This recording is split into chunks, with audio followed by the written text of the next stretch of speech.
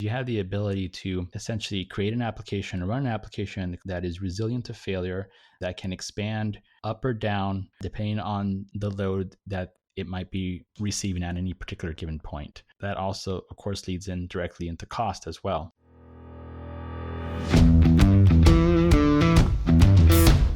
Technology is transforming how we think, how we lead, and how we win.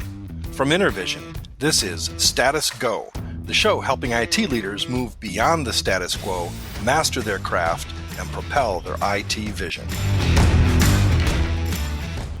Hello and welcome to Status Go. I am Victor Tingler and I have with me today Jacob Picart from InterVision. Today we're going to talk a little bit about cloud and talk about specifically when, why, and how to best utilize the cloud platforms. As most clients know, the utilization of cloud and cloud services can be a mixed blessing. Cloud done right can lead to great innovation solutions that drive the business forward, that help you grow your business, help you to reduce cost, a lot of the benefits that we all hear about. While on the other hand, cloud done wrong can leave a company in a worse position than they were when they started. Jacob, before we start today, can you tell us a little bit about yourself and your background working with cloud technologies? Sure. Thanks, Vic. Yes, I am a cloud solutions architect, and I specialize in both the AWS and the Azure cloud. And I've been working in cloud now for about 5 years. And prior to that, I have worked in infrastructure, primarily in the Microsoft stack on the server side, and heavy on the networking with Cisco and Palo Alto and Brocade and Aruba Wireless. So I have a lot of the infrastructure background that has blended over into the cloud. So you've been in the trenches and you've seen the other side of things. That's always a good perspective to have. So when we're talking about moving to the cloud, what are some of those key factors that organizations are looking at that would make them think, hey, it's time to make that jump or it's time to make that move to the cloud? What are you seeing out there? Yeah, that's a good question. Often when an organization is not as mature in their cloud journey, they may want to start the conversation around DR and backup and how they can store their data in the cloud and then essentially get it off expensive storage, whether it be a NAS appliance or a SAN appliance, something that's meant for high performance data. It's like they have this problem where all their backups are using up all their expensive storage on-prem, right? And they want to get it off-prem and getting away from tapes, getting away from that whole rotation issue. So cloud is just it fits well with those particular use cases because it doesn't take very long to implement and they can start pumping out their backup data to the cloud. So these are common starting points with the company at that stage. And then we also have the opposite end of the spectrum where an organization is, or they can be completely cloud savvy and they just need help with either adopting whether it be serverless technology or using CI/CD pipelines for their application and their development. So it varies, but mostly it's around the backups. That's usually where the conversation starts, and then it gets into aging hardware. And let's say they have a SAN appliance that they don't want to renew the maintenance on, and they want to get rid of it, and they want to start moving their data off that appliance. Another one is they have perhaps maybe a blade cluster or some sort of compute cluster that is also either end of life, and they don't want to renew the new hardware, so they want to look at what the cloud can offer them. So I think a lot of times, Jacob, what we see with organizations is what is that compelling event? Do they have a colo lease that's about to expire, or do they have maybe a turnover in their business where some of the talent that they've had or the resources they've had available to them are moving off to other opportunities, and it's a good time to look at how do we shift some of this burden to a cloud type platform. So if we could, Jacob, could you take a few minutes and expand on if an organization is moving to expand into a new market or looking to increase their business, when would cloud be right for that type of client? Yeah, so these scenarios you mentioned happen quite often within businesses or organizations, whether they have a colo lease expiring or they need to get out of their colo for whatever reason. Sometimes as well, people retire or the people leave the organization, and so they have a shortage of talent to manage the environment. So that happens quite often, actually. And then as well, there is the issue of disruption and SLAs and maintaining your particular service or application available to your clients. Where like in a corporate environment for IT, your clients are the rest of the organization in the company. They rely on IT to make sure that the lights stay on, make sure that email is accessible, make sure that critical line of business applications are accessible. And if you have aging hardware or you have talent that has left the organization and things are running without being managed, that's a problem, because then the SLA or basically the uptime of that particular application is going to suffer, which eventually leads to the rest of the organization not being able to access or do their job, right? And so it's kind of like a domino effect. That's sort of like the when, right? And it's like, okay, when that happens, what are we looking at? How can we address that? Can we adopt cloud as an IaaS so that we don't have to worry about maintaining the hardware? That's just one particular use case. So I guess the age-old axiom still applies, right? Timing is everything, especially when you're looking at going to cloud. So when we're talking about moving to the cloud, let's talk a little bit about the why now. Business drivers can be a lot of different things to a lot of different people. It can be everything from resiliency to cost reduction to, just changing the way the model of the way that business operates, move from capex to opex. What are you seeing across the board there as far as the whys that are driving to the cloud? Yeah, a lot of folks, like, they'll attend a reInvent or a Microsoft conference or whatever, regardless of the cloud vendor. They'll attend the cloud conference, right? And they'll get super excited about what's shown. It's like, hey, you know what? I want to adopt that particular application or technology because it's going to help me do X. And those are certainly valid. It's a valid case there in order to adopt that particular strategy moving forward. But oftentimes what we see as the business drivers is it comes down to cost. And they'll think, okay, well, maybe it's less expensive to go to the cloud. And that may be the case. But if you're thinking IaaS and doing a lift and shift approach, typically you're going to get sticker shock because it will be more expensive to run in the cloud as IaaS. But however, if you're adopting modern technologies like serverless and perhaps maybe container services, then that's when you really start to see the benefit of cloud and how fast and nimble those applications can be and how inexpensive they can be to run them. So I believe you've seen a lot of cases where businesses have taken that approach that, well, cloud is really popular. I want to make sure that I am keeping up with my peers and keeping up with other folks in my business by going to the cloud. But they don't really put necessarily the forethought into it as far as what the impact's going to be of cloud and how cloud's going to benefit them. So if you're looking at an organization that's going to be expanding the business, where is cloud really offering a lot of benefit as far as flexibility? Yeah, that's a good question. With the cloud, you have so much elasticity. You can essentially scale horizontally instead of scaling like in the old ways or the old days, we would scale vertically. I used to manage an Exchange environment for a pretty large organization. And Exchange, as you know, can be quite resource intensive, to put that vaguely. And so we would request as much processing power and RAM that we can possibly throw at the Exchange cluster to make sure that it operated or gave optimal performance to the end users. And so that would be an example of scaling vertically. With the cloud, you have the ability to scale horizontally. So you only provision the amount of resources that you need for your particular application. And then as the needs or the demands grow, the application has the ability to scale and take that additional load. And so that then leads into HA and failover. And so what happens is you have the ability to essentially create an application or run an application in the cloud that is resilient to failure, that can expand up or down depending on the load that it might be receiving at any particular given point. So it's very nimble that way. And then that also, of course, leads in directly into cost as well. If I'm running small, like chances are no one's using the particular application, let's say the email server or whatever, at midnight or whatever. So the application will run, just hum along. And then until that application now has to scale up, because now let's say it's 6 a.m. or whatever, users are starting to come in, and then the application or the server starts getting more load, well, then that application can now start to essentially warm up the engines, so to speak, right? And then it'll start scaling up the environment to support that load. So it's elastic that way, right? It goes up and down, and it can support your users, your applications. And that's just one use case of the resiliency and the HA and the failover that you can have with an application. You bring up a good point. So when you're talking about resiliency, I believe a lot of organizations make the assumption, hey, I put it in the cloud, Amazon, Azure, Google, whoever the cloud platform is, they're going to make sure that my application is resilient. And that's not the case, right? That is correct.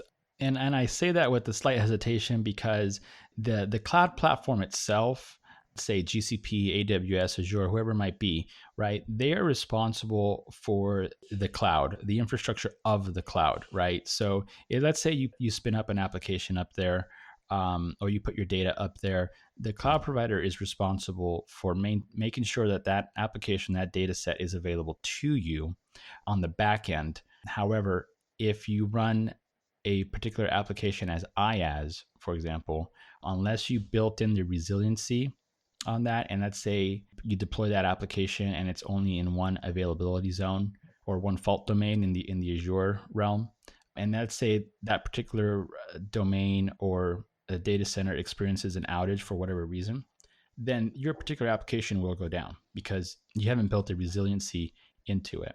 The cloud provider, though, if you had deployed that application or that solution in multiple availability zones, for example, then your application can take a hit. For example, let's say one availability zone goes down, the application will still be available to your end users because it's running in a different AZ, we call it. And this does happen. I believe it was 2017. There was a lightning storm in Texas that affected the Azure cloud based out of San Antonio over there. It did affect that cloud provider. I think the year prior to that, Amazon had its own issue with S3 on the East Coast, and that had ripple effects that affected the rest of its cloud as well. So unless you have resiliency built into your application, regardless of whether it's IaaS or if it's a serverless deployment or what have you, you can experience outage. It's very unlikely that it will happen, but it's still possible. That's a very, very valid point and good information to bring up. And I think that kind of leads us into our last topic of discussion, which is the how. So, we've determined that it's the right time. We've determined that we have the right use case, either business use case or technical use case, to move to the cloud. I guess probably the most important part of this three-legged stool would be the how. We see all the time a business, an organization, a company, put the flag in the ground and say, I'm moving to the cloud, and have a cloud first strategy. But having made that decision at a high level and the actual execution of that are two very different things, right? So how would a business be successful moving to the cloud versus experiencing a lot of the painful lessons that have happened over the last decade or so with folks trying to get to the cloud? Yeah, sure. That's a great question. Ideally, what you want to do is start with an assessment to see what your as-is environment is like before you decide to move to cloud. What this does is it gives you an overall picture of what your environment looks like. It also gives you the ability to shore up documentation for a particular application that may have been managed by someone who left the organization, and you might take the approach where don't touch that application because so-and-so left, and if you touch it, it might break type of thing. I'll classify those as legacy applications. So it gives you an opportunity to really assess what your environment looks like before you decide to make any changes as you progress into your cloud journey. So when you're looking at that assessment, you really want to determine what applications are going to be successful in the cloud prior to moving to the cloud. Exactly. Yeah. Sometimes it doesn't make sense to move, for example, going back to my personal experience with Exchange Server and being Exchange admin, sometimes it doesn't really make sense to move that to an IaaS platform in the cloud. Why not just migrate your email to a hosting provider? Office 365 is a very popular one, and the migration process from on-prem to cloud is relatively straightforward. So that frees up your resources to work on other systems and other solutions. So that brings around another good point then on the migration process. What have you seen work and what doesn't work? What are some of the gotchas to watch out for there? As for the migration process, the cloud vendors provide their tools that you can use. For example, Azure offers Azure Site Recovery, or ASR for short. It allows you to essentially migrate your applications, whether it be on Hyper-V or VMware or even a physical appliance. It allows you to migrate that appliance or that application to the cloud. AWS has their server migration service and other tools too, like Cloud Endure, that you can use to do essentially block level replication, again, just like ASR, to move those workloads to the cloud. So you can use these tools. They are relatively easy to use. However, it doesn't necessarily mean that it's the best approach, because sometimes you'll come across issues, perhaps maybe during that migration process, because what's happening on that migration process is essentially, yes, it's a block level replication of your data, but it's essentially a V2V migration, because you're migrating from VMware or Hyper-V to either a Hyper-V instance in Azure or an EC2 instance in AWS, right? So there are changes that are happening there at the operating system level, because once you migrate and you hit start and that VM starts to, or that instance starts to load up, it could fail, right? It might not boot all the way to the login screen, so you might have issues. So in those particular instances, this is where using a cloud solutions partner will help you, because they've seen the pitfalls. They know the roadblocks that you might encounter, and they have workarounds in order to work those issues through resolution and get your migration done quickly and on time. So Jacob, when someone's looking at a migration, what would you call out as the top three things to watch out for, the gotchas, the pitfalls they would need to be aware of? So for the top three pitfalls, number one is the dependencies. Knowing your application dependencies and how all your applications are interconnected and who's talking to what is critically important. And when organizations don't do that assessment and they just try to shotgun it, they're going to find that things are going to break, because that initial planning was not done. So number one, knowing your dependencies is critically important. Another one that we see is network latency. Sometimes if they have a particular application that is sensitive to latency, they need to think about what their bandwidth requirements are going to be when they adopt cloud. That's super important, especially coming from me being a prior network engineer. And then the last one I would say is old operating systems. Just last week, I was in a conversation with the customer, and they're wanting to move a Windows 2000 server to the cloud. And I had to ask twice, did you say 2000? So when you're using older software, you really ought to be thinking about replatforming that, because old applications like that are no longer supported by the vendors, and there's just a security nightmare. Makes perfect sense. Obviously, with your experience and your years of doing this, you've probably seen a lot of different successes and failures to go along with moving to the cloud. Can you talk about a few of those if you don't mind? Yeah, sure. There are a few use cases that I can think of. There was one primarily on video surveillance, and as you know, video data doesn't compress well, and it uses up a lot of bandwidth and storage. um, especially as you start getting into the HD resolutions and the 4K resolutions. All that starts eating up a lot of your storage space. And so what we find is that using the cloud to store that video data is very helpful, because we're able to essentially deploy an appliance. It's a virtual appliance, mind you, in the customer's environment, and essentially present that cloud storage as either an iSCSI mount or an NFS share, whatever might be required for that particular application. We can present cloud storage to them in a native protocol that they understand. And then so the cloud or the video application is writing the data on the back end to cloud storage, but it doesn't know that it's doing that. And that cloud storage is now retaining all of your video data. This particular use case was for law enforcement. So they had video cameras throughout 3 different locations that were geographically separated. And now law enforcement is able to query that data and access that video footage. And because it's in the cloud, the data capacity is infinite, right? So they can keep pumping data into there as long as they want to. And so that sort of leads into, once your data is in the cloud, now you can start perhaps dumping that data into a data lake and then running some reporting on it and some analytics on it. So obviously, big data, machine learning, AI, those are huge, especially as clients try to start to monetize the information that they have. What other instances have you seen where machine learning AI has been driven forward using cloud? Yeah, good question. With AI and machine learning, a particular organization had a web application that was publicly accessible and is essentially a form based application that you can go ahead and fill in your information and submit for processing. And what they found was that they were being spammed. Essentially, they were having I don't know if you want to call it web bots or what have you, but essentially it was malicious intent to fill out these applications.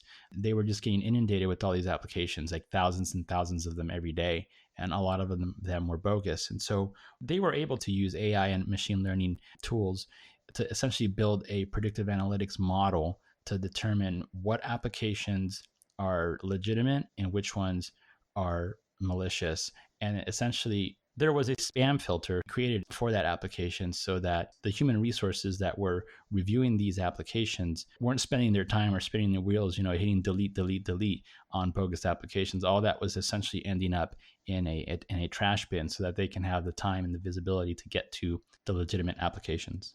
Fantastic. It's exciting what you can do with AI and machine learning, especially in areas around security and around threat prevention and controls and things of that nature.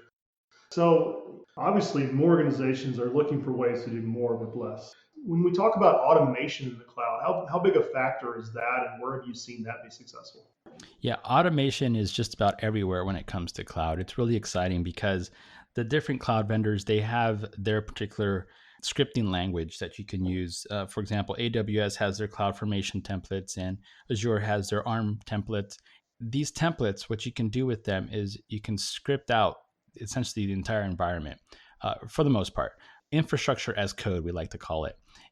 What that means is that you have this script file that once you upload it and run it in the particular cloud environment, it's going to go through and start deploying resources for you based on what it is that you put into that template.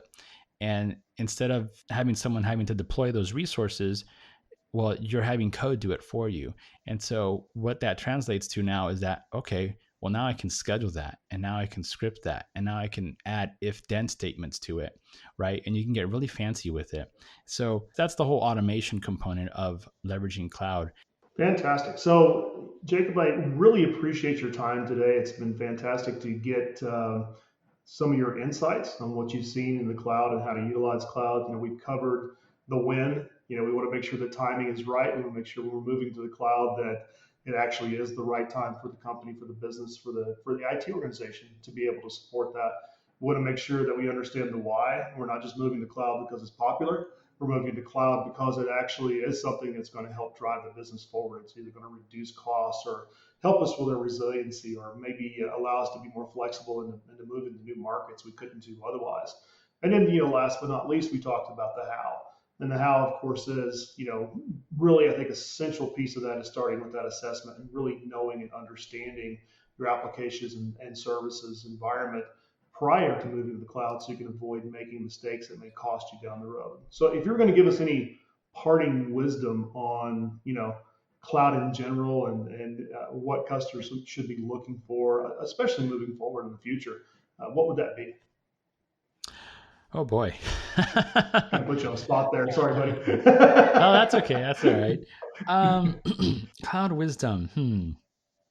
Well, as for advice, I would just think about the different migration approaches that you can take. Once you've determined the when and the why, as so far as the how, there's different migration approaches that you can take as you start moving your workloads to the cloud. And we like to call those the 4 R's. First one is rehost. That's the one that I spoke about briefly earlier about lift and shift. That is one approach, but be careful because your cloud costs can be quite expensive when you take that route. It gets you to the cloud the fastest, but it also brings a lot of technical debt because any issues that you had on-prem, you'll likely will have running in the cloud. The other approach is replatform. So if you have a particular, let's say, a database server that is either old or end of life and no more security patches are available for it, then you'll want to replatform that and move it to a newer instance or a newer version of that database platform. The other one is re-architecture, and that's essentially where you're replacing a system and you're moving to perhaps maybe a SaaS model. I spoke briefly earlier about Exchange migrations and going to Office 365. That's one approach to re-architecting your email environment, for example. And then lastly is the refactor. And in refactoring, this one usually takes the longest because essentially you are rewriting code, you're rewriting your application, but you're utilizing serverless technology. And what that allows you to do is to auto scale up and down, like we talked about earlier. It really allows your application to run in the cloud as it's intended to be. All right. Well, once again, Jacob, thank you very much for your insights and Thank you. sharing some of your experiences with the cloud. And we hope that this has been helpful for our audience out there. You've been listening to the Status Go podcast. You can subscribe on iTunes or get more information at intervision.com. If you'd like to contribute to the conversation, find Intervision on Facebook, LinkedIn, or Twitter. Thank you for listening. Until next time.